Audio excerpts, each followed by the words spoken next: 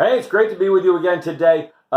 We make excuses, don't we, in our lives? We make excuses for just about everything that we can think of so that we don't have to take ownership over our actions.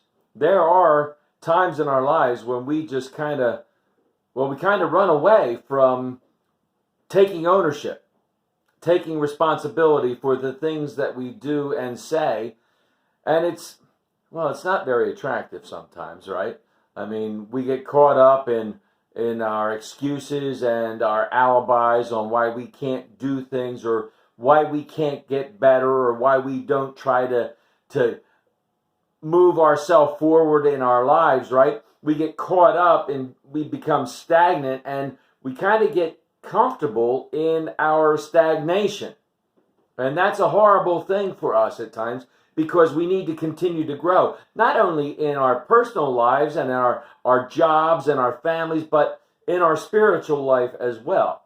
We get caught up in being okay. We get in a rut and we get stuck there and we don't know how to move forward. And in the New Testament, there was this pool, and the sick and the lame and the blind would all gather around it, and there was a rumor that when the waters would move, that if you were the first one in, an angel would heal you. Well, there had been a guy laying there for 38 years, and Jesus came walking by one day, and he sees him, and he says, "Hey, yo, man, do you want to get well?" And the guy made all kinds of excuses. "Well, somebody else always gets in the water before I do, and, I can never get there because I'm crippled, and, and he was just kind of comfortable with where he was. And Jesus said, "Do you want to get well?" And the guy said, "Yeah, I do." And Jesus said, "Pick up your mat and walk." And the man was instantly healed. And he stood up and he walked. Are we like that? Do we make excuses on why we can't get better?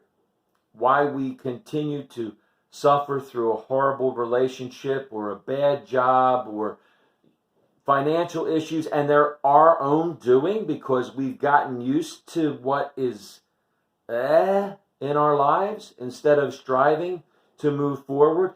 Do we settle for not being spiritually alive because, it's hard work. It's hard work to get close to God. It's hard work to chase after Him. It's hard work to worship Him and go to church on Sundays.